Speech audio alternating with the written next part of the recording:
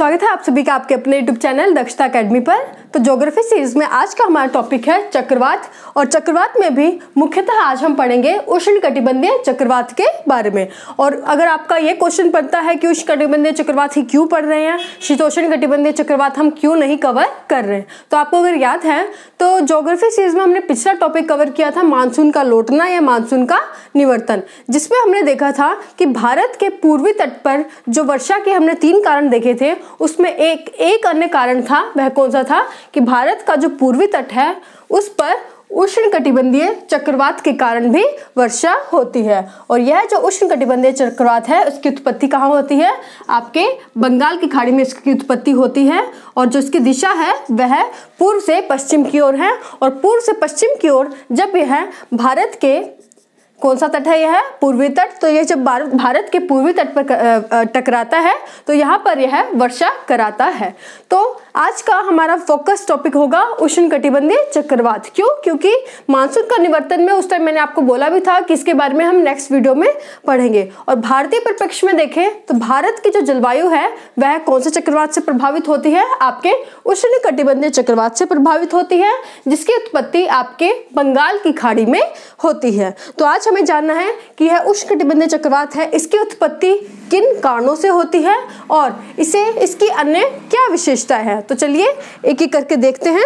तो सबसे पहले तो आपको पता चल गया होगा कि जो उष्णकटिबंधीय चक्रवात है, अगर आपने पिछली वीडियो नहीं देखी अभी तक, तो आपको मैं बोलूंगी कि आप वह देख लें, जिसमें मैंने आपको यह बताया था कि उष्णकटिबंधीय चक्रवात जब बंगाल की खाड़ी में इसकी उत्पत्ति होती है, और क्यों उत्पत्ति होती है यह हमें पढ़ना है। और यह जब पश्चिम की ओर बढ़ता है तो भारत के पूर्वी तट पर वर्षा कराता है, यानी कि ओडिशा तट पर, आंध्र प्रदेश का रायलसीमा तट और हमारा जो तमिलनाडु का कोरोमंडल तट है, यहाँ इसके कारण वर्षा होती है।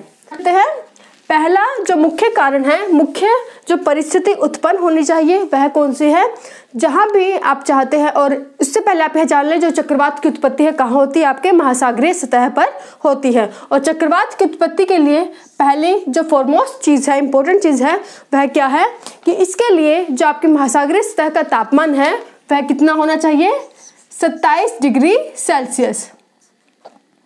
अब आप ये कहें कि 27 डिग्री एग्जैक्ट इतना ही तापमान चाहिए, तो आपको बता दूं 27 डिग्री सेल्सियस से कम तो बिल्कुल नहीं होना चाहिए, इससे ज़्यादा बेशक हो कोई फर्क नहीं पड़ता। लेकिन अगर 27 डिग्री सेल्सियस से कम टेम्परेचर हुआ, तापमान हुआ, तो आपका कोई भी प्रकार का जो चक्रवात उत्पन्न नहीं होगा। अगर आपकी जो महासागरीय सतह का तापमान जो है आपका 27 डिग्री सेल्सियस या उससे अधिक है, तो ही परिस्थिति उत्पन्न होती है चक्रवात के निर्माण के लिए। और दूसरी कंडीशन क्या है? दूसरी कंडीशन है आपकी, जो आपका चक्रवात है, आप ये देखेंगे उष्णकटिबंधीय चक्रवात, जो ये चक्रवात के निर्माण के लिए वहां क्या होना चाहिए? आपका कोरियोलिस बल होना चाहिए। जो कोरियोलिस बल का मान जो है यह 0 नहीं होना चाहिए।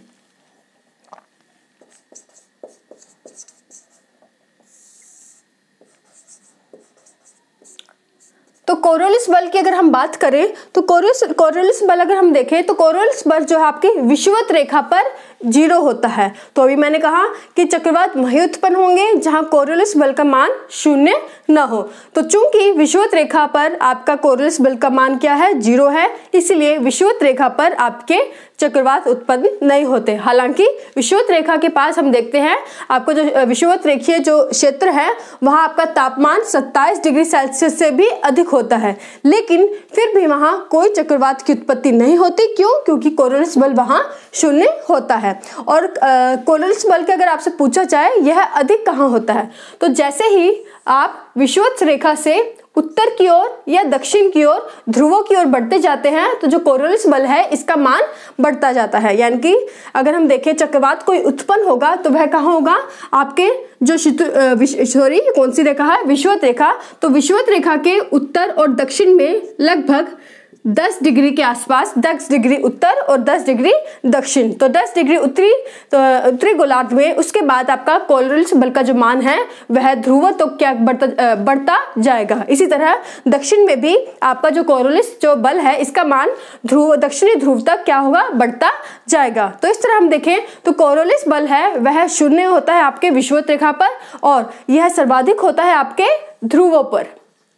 ठीक है, तो फिर आप ये कहेंगे जब कोरोलिस बल का जो मान है वह आपके ध्रुवों पर अधिक है। और अभी हमने एक कंडीशन और बताई है कि जहां कोरोलिस बल होगा वहीं आपके चक्रवातों की उत्पत्ति होगी। तो इस कंडीशन में तो चूंकि आपका ध्रुवों पर कोरोलिस बल सर्वाधिक है, तो यहाँ पर जो है आपके चक्रवात का जो उत्पत्ति है वह सर्वाधिक होने चाहिए। लेकिन यह कंडीशन यहाँ लागू नहीं होगी। क्यों? क्योंकि अभी हमने देखा कि उसके लिए तापमान कितना होना चाहिए, 27 डिग्री सेल्सियस से अधिक होना चाहिए। और ध्रुवों पर जो तापमान है वह क्या होता है, अत्यधिक न्यूनतम होता है। इसलिए आपके उष्णकटिबंधीय चक्रवातों की उत्पत्ति आपके यहाँ पर नहीं होती। उष्णकटिबंधीय चक्रवात या कोई भी प्रकार का चक्रवात, ये मैंने सामान्य स्थिति बता रही हूँ किसी भी चक्रवात की उत्पत्ति के लिए। उसके बाद अगर आपका विषुवत रेखा पर उत्पत्ति नहीं हो रही चक्रवात की, दूसरा हमने देखा ध्रुवों पर उत्पत्ति नहीं हो रही, तो सर्वाधिक उत्पत्ति कहाँ पर होगी? तो सर्वाधिक उत्पत्ति होगी इसके मध्य क्षेत्र में, लगभग 30 डिग्री से 60 डिग्री अक्षांशों के बीच जो चक्रवातों की उत्पत्ति होती है वह सर्वाधिक होती है। क्यों? क्योंकि अगर उत्तर की ओर जाते हुए देखें तो उत्तर की ओर जाने पर, ध्रुवों पर जाने पर क्या होगा, यहाँ पर तापमान अत्यधिक कम हो जाएगा, जबकि विषुवत रेखा के समीप जो है कोरोलिस बल का जो मान न्यून होता है, इसलिए बीच के अक्षांशों पर आपके कोरोलिस बल के प्रभाव में यहाँ चक्रवातों की उत्पत्ति सर्वाधिक होती है। तो हमारी दूसरी कंडीशन है कि चक्रवातों की उत्पत्ति के लिए कोरोलिस बल का मान होना आवश्यक है। क्लियर? उसके बाद तीसरी कंडीशन हम देखते हैं कि जो आपके चक्रवात हैं ये कहाँ उत्पन्न होते हैं। तो जो चक्रवातों की उत्पत्ति है ये आप कोई भी महाद्वीप देख लीजिए, आप अमेरिकी महाद्वीप देख लीजिए, ऑस्ट्रेलिया देख लीजिए, कोई भी महाद्वीप देख लीजिए, आपके जो चक्रवात है उसकी उत्पत्ति हमेशा पूर्वी तट पर होती है। क्यों? क्योंकि पश्चिमी तट पर जो आपकी जलधाराएं हैं वे गर्म जलधाराएं बहती हैं। ये आपका कोई जैसे प्रायद्वीप है तो आपका जो पूर्वी तट है यहाँ पर कैसी जलधाराएं होती है, आपकी गर्म जलधाराएं होती है, जबकि महाद्वीप के पूर्वी तट पर गर्म जलधारा, जबकि महाद्वीप के पश्चिमी तट पर जो जलधारा है किस प्रकार की होती है, ठंडी जलधाराएं बहती है। इसलिए जो आपकी चक्रवातों की उत्पत्ति है वह हमेशा महाद्वीप के कौन से तट पर होती है, पूर्वी तट पर होती है। मतलब तीसरी कंडीशन क्या है कि चक्रवातों की उत्पत्ति के लिए कोई भी स्थान महाद्वीप का किस ओर होना चाहिए, महाद्वीप के पूर्वी तट पर होना चाहिए, तभी वहां पर चक्रवातों की उत्पत्ति होगी। क्यों? क्योंकि अभी हमने कहा चूंकि पश्चिमी तट पर क्या है, आपके ठंडी जलधाराएं बह रही है, इसलिए यहाँ पर जो चक्रवात की उत्पत्ति के लिए इतनी आदर्श परिस्थितियां नहीं बन पाएंगी। क्यों? क्योंकि चक्रवात को आपको मिनिमम 27 डिग्री सेल्सियस तापमान चाहिए, और आपके जो पूर्वी तट पर चूंकि गर्म जलधाराएं बहती है, इसलिए आपकी जो चक्रवातों की उत्पत्ति कहाँ होती है, आपके हमेशा पूर्वी तट पर होती है। तो ये जो है तीन जो मुख्य पॉइंट है, तीन कंडीशंस हैं जो कि चक्रवातों की उत्पत्ति के लिए आवश्यक है।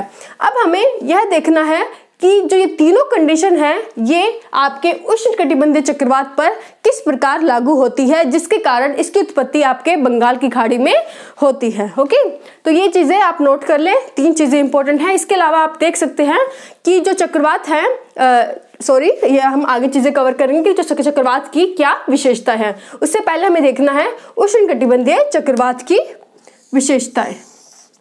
तो अभी हमने देखा था कि मानसून का निवर्तन, यानी कि जब मानसून लौटता है उसके बाद उष्णकटिबंधीय चक्रवात के कारण पूर्वी तट पर वर्षा होती है।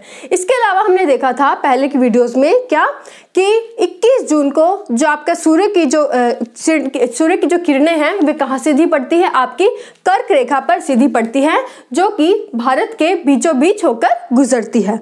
और 21 जून के बाद जब सूर्य का दक्षिणायन होना शुरू हो जाता है, तो दक्षिणायन होने के साथ ही जो आपका ITCZ भारत के उत्तरी क्षेत्र में स्थापित हो जाता है वह भी दक्षिण की ओर खिसकना शुरू हो जाता है। यानी कि 22-23 दिसंबर के आसपास जब सूर्य की किरणें आपकी कर्क रेखा से दक्षिणायन होकर विषुवत रेखा पर सीधी पड़ने लग जाती है, तो ITCZ भी आपका दक्षिण की ओर खिसककर विषुवत रेखा पर आ जाता है। उसके बाद क्या होगा, उसके बाद हमने देखा था कि मानसून का निवर्तन पर भी उसका प्रभाव पड़ता है। लेकिन अब एक चीज आप यहाँ पर टेक्निकल पॉइंट है, नोट करें। इसके बारे में हम पहले भी सीख चुके हैं कि जो हमारा कोई भी जलीय सतह है वह क्या होती है, देर से गर्म और देर से ठंडी होती है, जबकि आपका जो स्थल है वह जल्दी ठंडा हो जाता है और जल्दी गर्म हो जाता है। तो यहाँ पर यह बताने का क्या आशय है, मैंने आपसे अभी डिस्कस किया था कि जो 21 जून के आसपास आपका जो सूर्य की किरणें हैं वे कहाँ से लंबवत पड़ती हैं, वे आपकी कर्क रेखा पर सीधी पड़ती है, और जिसके बाद आपका जो ITCZ है भारत के उत्तरी क्षेत्र में स्थापित हो जाता है, जिसके कारण ही यहाँ का जो तापमान है अत्यधिक हो जाता है। उसके बाद हमने अभी डिस्कस की है कि जो जल का जो तापमान है वह देर से ठंडा होता है, देर से गर्म। तो जब ITCZ भारतीय क्षेत्र में स्थापित हो जाता है तो भारत का जो स्थलीय भाग है तो वह तो जल्दी से क्या होगा, उसका तापमान बढ़ जाएगा, लेकिन उस वक्त जो है आपका जलीय सतह है इतनी जल्दी गर्म नहीं हो पाता, इसके लिए उसे टाइम चाहिए, यानी कि यह लंबे समय में यह गर्म होगा। तो जब 21 जून के आसपास 21 जून को आपका ITCZ भारतीय क्षेत्र में स्थापित हो जाता है, उसके बाद सितंबर के आसपास जब आपका ITCZ दक्षिण की ओर खिसक रहा होता है तो उस दौरान यानी कि 21 जून से लगभग सितंबर तक की अवधि में अब ये जून जुलाई अगस्त सितंबर, तो इतने 3-4 महीने में क्या होता है, आपका जो जल का जो तापमान है वह भी अधिक हो जाता है। तो अब क्योंकि आपको लगभग 4 महीने का अवसर मिल गया है, 4 महीने की इसी अवधि मिल गई है जल के सतह को अपना तापमान बढ़ाने को, तो इस दौरान आपके जो बंगाल की खाड़ी में जो जल है उसका तापमान इतना अधिक हो जाता है कि यहाँ पर आदर्श परिस्थितियां बन जाती हैं, किसके लिए, चक्रवात की उत्पत्ति के लिए। यानी कि जो पहली जो हमारी कंडीशन है चक्रवात की उत्पत्ति के लिए क्या है, 27 डिग्री सेल्सियस तापमान। तो जो इतना तापमान या इससे अधिक तापमान आपका इस दौरान आपके सितंबर माह के आसपास आपका बंगाल की खाड़ी का में जो जल है इसका इतना तापमान हो जाता है, जिसके कारण यहाँ पर चक्रवात की उत्पत्ति के लिए जो पहली कंडीशन है वह पूर्ण हो जाती है। तो क्लियर। तो एक चीज हमने देख ली कि उष्णकटिबंधीय चक्रवात की उत्पत्ति आपकी बंगाल की खाड़ी में ही क्यों होती है। तो दूसरा आपकी कंडीशन है कोरियोलिस बल। तो कोरियोलिस बल अभी हमने देखा था कि जो कोरियोलिस बल है वह आपका विषुवत रेखा पर या इसका मान 0 होता है और उत्तर की ओर ध्रुवों की ओर जाने पर इसका मान बढ़ता जाता है। अब भारत में जो बंगाल की खाड़ी है यहाँ पर चूंकि चक्रवात उत्पन्न हो रहे हैं, इसका मतलब क्या है कि यहाँ पर जो कोरियोलिस बल है इसका कुछ ना कुछ तो मान होगा। और हमें एक चीज पता है कि जो भारत की अवस्थिति यानी कि जो भारत का विस्तार है वह कहाँ है, आपके उत्तरी गोलार्ध में है, और यह लगभग कितना है, 8 डिग्री 4 मिनट उत्तरी अक्षांश से 37 डिग्री 6 मिनट उत्तरी अक्षांश तक भारत का विस्तार है। और चूंकि भारत की जो भूभाग है वह दक्षिणी जो भूभाग देखें वह कहाँ है, 8 डिग्री 4 मिनट उत्तरी अक्षांश पर, और कोरियोलिस बल का मान कहाँ होता है आपका 0 डिग्री विषुवत रेखा पर इसका मान 0 होता है, और विषुवत रेखा से उत्तर की ओर जाने पर इसका मान बढ़ता जाता है। इसीलिए ही आपका जो बंगाल की खाड़ी में जो जल है यहाँ पर भी जो आपके अक्षांश रेखाएं गुजरती होंगी, यहाँ पर आपका कोरियोलिस बल का जो मान है चूंकि 0 नहीं है, तो यहाँ पर आपकी कोरियोलिस बल की जो दूसरी कंडीशन है चक्रवात की उत्पत्ति के लिए यह भी पूर्ण हो जाती है, क्योंकि कोरियोलिस बल का जो मान है यहाँ पर आपका 0 बिल्कुल नहीं है, इसलिए यहाँ भी आदर्श स्थितियां बनती है। तो ये जो 2 कंडीशन पूरी हो गई है चक्रवात की उत्पत्ति के लिए। अब तीसरी कंडीशन है हमारी पूर्वी तट। तो पूर्वी तट, तो ये हमें अभी बार बार हम यही चीज डिस्कस कर रहे हैं कि उष्णकटिबंधीय चक्रवात की जो है इसके कारण भारत के पूर्वी तट पर वर्षा होती है। तो चूंकि आपका यह पूर्वी तट है और भारत के पूर्वी तट पर इसके साथ कौन सा सतह है, कौन सी जलीय सतह है, यह आपके बंगाल की खाड़ी की जलीय सतह है जहां पर आपके उष्णकटिबंधीय चक्रवात की उत्पत्ति होती है। और यही कारण है कि इस चक्रवात की उत्पत्ति आपके अरब सागर में नहीं होती। क्यों? क्योंकि अभी हमने देखा कि चक्रवात की उत्पत्ति हमेशा पूर्वी तट पर होती है, क्योंकि पूर्वी तट पर गर्म जलधाराएं होती हैं किसकी अपेक्षा, पश्चिमी तट की अपेक्षा, जहां ठंडी जलधाराएं बहती हैं। तो यहाँ पर हमारी तीसरी कंडीशन भी पूरी हो गई है। क्यों? क्योंकि बंगाल की खाड़ी में जो यह किशोर है यह आपका महाद्वीप के पूर्वी तट पर, यहाँ पर भारत का जो पूर्वी तट है यहाँ पर इसकी चक्रवात की उत्पत्ति होती है। इसलिए पूर्वी तट पर होना यानी कि उष्णकटिबंधीय चक्रवात भारत के पूर्व में है, इसलिए जो तीसरी कंडीशन है चक्रवात की उत्पत्ति की वह भी यहाँ पर पूर्ण हो जाती है। तो यहाँ मैंने आपको एक चीज यहाँ पर हमारी प्रूव हो चुकी है, जो तीनों कंडीशन जो चक्रवात की उत्पत्ति के लिए आवश्यक है वे सभी यहाँ पर पूर्ण होती हैं, और इसीलिए ही जो उष्णकटिबंधीय चक्रवात है यह इसकी उत्पत्ति कहाँ है, आपके बंगाल की खाड़ी में इसकी उत्पत्ति होती है। तो आशा करती हूँ आपके पिछली वीडियो में जब मैंने आपको बताया था मानसून का निवर्तन, तो आप लोगों को मैक्सिमम लोगों को ये डाउट था कि मैम जो उष्णकटिबंधीय चक्रवात है यह केवल बंगाल की खाड़ी में ही क्यों उत्पन्न होता है, अरब सागर में इसकी उत्पत्ति क्यों नहीं होती। तो ये आपको अब पता लग गया होगा, और इसकी जो मेन इंपॉर्टेंट चीज़ है आप याद रखिए कि जो महासागरीय सतह का जो तापमान है हमेशा कितना होना चाहिए, 27 डिग्री सेल्सियस या इससे अधिक होना चाहिए।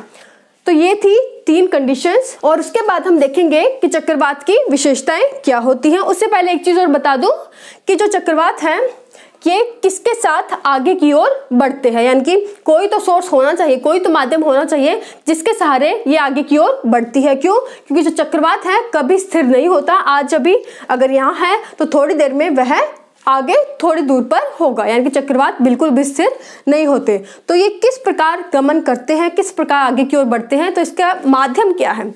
तो हमने देखा था कि भारत के जो उत्तर में कौन सी जटधारा बहती है, पश्चिमी जटधारा, जिसका स्रोत क्या है आपका भूमध्य सागर है। तो पश्चिमी जटधारा जो कि भारत के उत्तर में बहती है। इसी तरह जो भारत के दक्षिण में भी एक जटधारा बहती है जिसे हम क्या कहते हैं, ये कौन सी जटधारा है, पूर्वी जटधारा। तो पूर्वी जटधारा और जटधारा की विशेषताएं हम पहले देख चुके हैं, फिर भी बता दो आपको। पूर्वी जटधारा ये इनकी जो कैसे गमन करती है, ये सर्पाकार रूप में ये गमन करती है, ये इस प्रकार चलती है, और इनकी उत्पत्ति कहाँ होती है, ये धरातल के साथ बिल्कुल नहीं चलती, ये हमारे वायुमंडल के ऊपर की परतों में, यानी कि जो शोभ मंडल है, शोभ मंडल की जो ऊपरी परत है वहाँ इनकी उत्पत्ति होती है। और जो पूर्वी जटधारा है, चूंकि नाम से ही पता लग रहा है, यह क्या होती है, पूर्व की दिशा की ओर से भारत में प्रवेश करती है। और जो आपका जो चक्रवात उष्णकटिबंधीय चक्रवात आपके बंगाल की खाड़ी में उत्पन्न होता है, यह जो चक्रवात है आपकी इसी जटधारा के माध्यम से आगे की ओर यानी कि भारत के भूभाग की ओर प्रवेश करता है। तो पूर्वी जटधारा के सहारे ही जो है चक्रवात है आपके भारतीय भूभाग में प्रवेश करता है। तो ये चीज और नोट कर ले, अगर एग्जाम में पूछ लिया जाए मल्टीपल चॉइस क्वेश्चन में कि वह कौन सी जटधारा है जिसके प्रभाव में उष्णकटिबंधीय चक्रवात भारत के पूर्वी तट पर टकराकर वर्षा करता है, तो वह कौन सा है आपका पूर्वी जटधारा, जिसकी उत्पत्ति आपके कहाँ होती है, शोभ मंडल की ऊपर की परतों में इसकी उत्पत्ति होती है, जो कि आपके सर्पिलाकार रूप में आगे गमन करता है। क्लियर? अब हम देखते हैं हमारा चक्रवात, इसकी विशेषता क्या होती है। तो अभी तक तो हमने देखा है कि चक्रवात की उत्पत्ति के लिए क्या क्या कंडीशंस होनी चाहिए। अब हम देखते हैं कि चक्रवात किस स्थान पर उत्पन्न होता है, यानी कि इसकी मतलब ये बनना शुरू ही क्यों होता है। कंडीशंस तो बाद में लागू होगी कि ये जब सारी कंडीशन पूरी हो जाएगी तभी ये पूर्ण रूप से चक्रवात का रूप ले लेता है। लेकिन अब हम देखेंगे कि जो मेन पॉइंट कि कोई भी चीज बनने से पहले उसकी जो मेन चीज है वह क्या है। तो जो चक्रवात की जो मुख्य चीज है वह क्या है आपका लो प्रेशर, यानी कि निम्न वायु दाब। किसी भी जगह पर जहां पर निम्न वायु दाब की स्थिति होती है, अगर वहां पर जो अभी हमने 3 कंडीशन देखी है वे कंडीशंस भी पूरी हो जाती हैं, तो वहां पर आपके जो चक्रवात का निर्माण हो जाता है। अब लो प्रेशर का मतलब क्या है, तो एक चीज हम देखते हैं, हवाएं कैसे चलती हैं आपकी हाई प्रेशर से लो प्रेशर की ओर चलती है, यानी कि उच्च वायु दाब से हमेशा निम्न वायु दाब की ओर आपकी हवाएं गमन करती हैं। और जब हमने देखा कि चक्रवात की जो पहली कंडीशन थी वह क्या थी, आपको जो तापमान है जलीय सतह का कितना होना चाहिए, 27 डिग्री सेल्सियस या उससे अधिक। जब इतना तापमान हो रहा है तो स्वाभाविक है वहाँ पर जो पानी है वह वाष्पीकृत होकर वायुमंडल में जाएगा। और जब पानी आपका वाष्पीकृत होकर वायुमंडल में जाएगा तो उस सतह का जो तापमान है उसका वायुदाब कितना हो जाएगा, निम्न वायुदाब हो जाएगा। क्यों?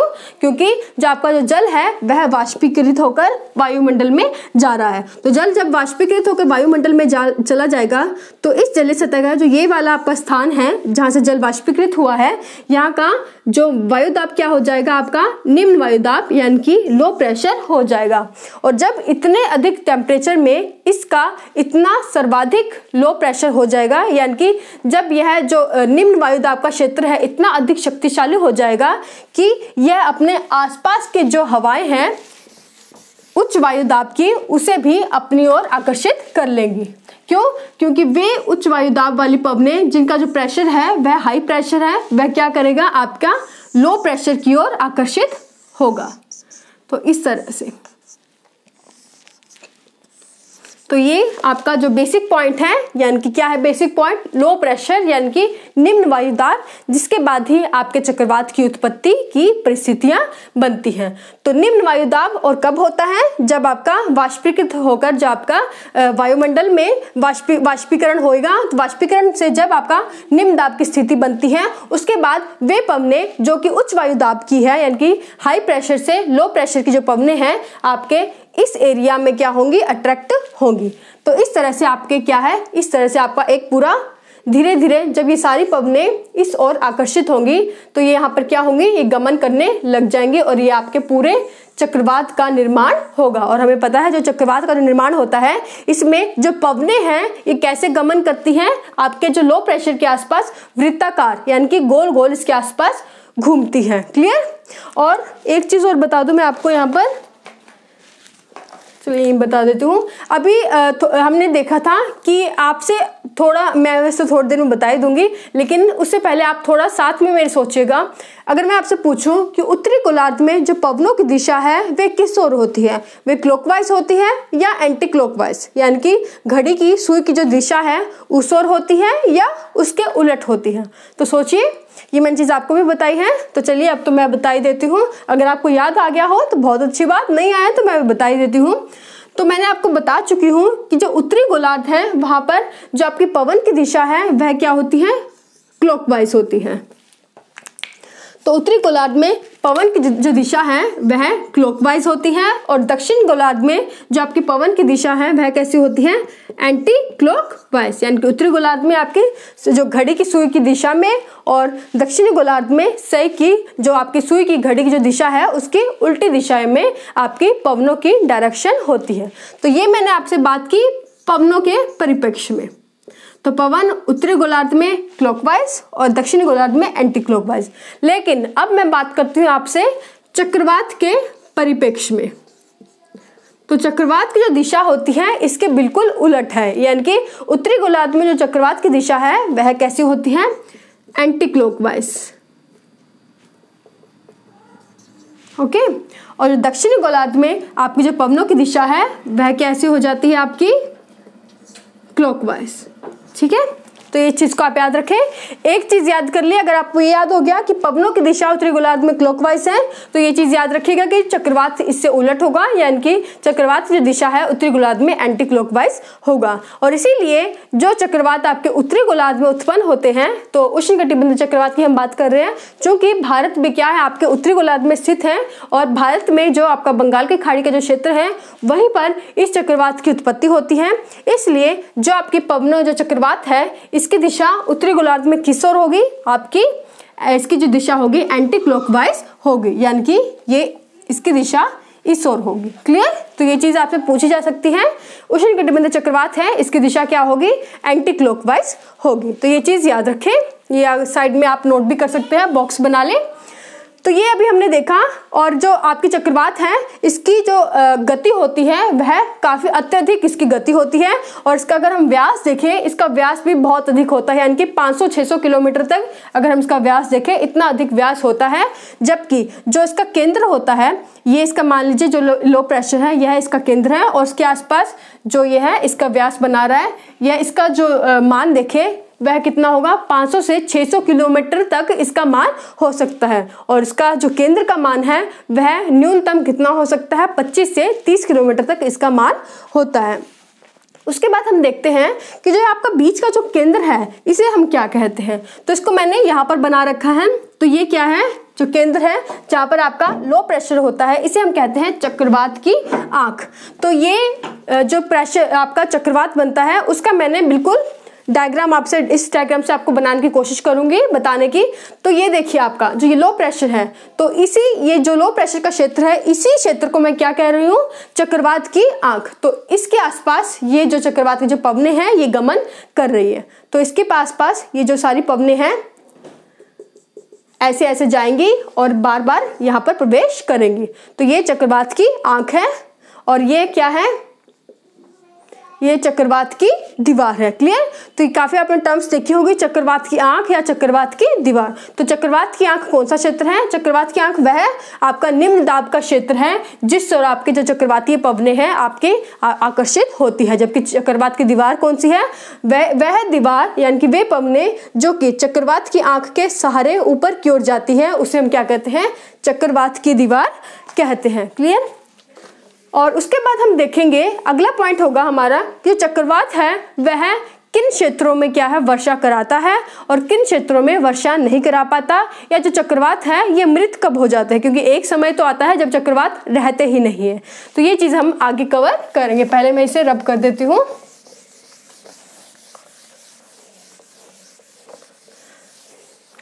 और एक चीज और आपको बता दूं मैं कि अभी हमने जो देखा है, जो आपका चक्रवात है यहाँ पर लो प्रेशर, जो इसके पास की जो वृत्ताकार जो चक्रवाती पवन होंगी उनका जो प्रेशर है वह कम होगा किसके कंपैरिजन, जो बाहर की वृत्ताकार चक्रवातीय पवनें हैं। यानी कि अगर, और एक और चीज, जो चक्रवात की जो पवनें हैं इन्हें हम किस में नापते हैं, मिली बार में नापते हैं। तो मिली बार चक्रवाती पवनों की क्या है, यूनिट है इन्हें मापने के लिए।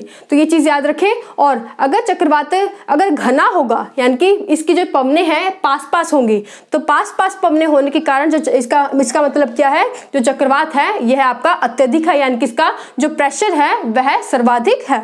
और अगर आपके जो ये चक्रवातीय जो पवनें हैं ये दूर दूर होंगी, इसका मतलब क्या है कि जो आपका प्रेशर है वह काफी कम है। तो ये चीज याद रखें। अगर आपको मल्टीपल चॉइस क्वेश्चन में दो चीज बनाकर दे दी जाए, एक ये और एक आपको बनाकर दे दिया जाए ये, एक ये चक्रवात है और एक चक्रवात है, तो किसका ज्यादा प्रेशर होगा, तो पता लग रहा है क्योंकि ये जो आपके वृत्ताकार पवनें हैं ये पास पास है, तो इसलिए जो इनका मान होगा यानी कि जो इनका प्रेशर है वह सर्वाधिक होगा किसके कंपैरिजन, इसके जिसकी जो वृत्ताकार पवनें हैं वह दूर दूर है। हो क्लियर। उसके बाद हम देखते हैं कि चक्रवात की आंख है, चूंकि इस क्षेत्र में आपकी पवनें नहीं आ पाती, क्योंकि आप डायग्राम से देखते हैं तो ये देखिए ये आपकी चक्रवात की आंख है और इस चक्रवात की यहाँ पर क्या है, लो प्रेशर का क्षेत्र, और इसके आसपास ही यहाँ पर क्या है, पवनें घूमती रहती है। तो इसलिए आपको जो चक्रवात की आंख में जो अगर मैं यहाँ पर खड़ी हूँ तो मुझे कोई आभास नहीं होगा कि जो मेरे आसपास क्या है, जो तेज गति से चक्रवातीय पवनें चल रही है। क्यों? क्योंकि जो यह क्षेत्र होता है यह शांत क्षेत्र होता है।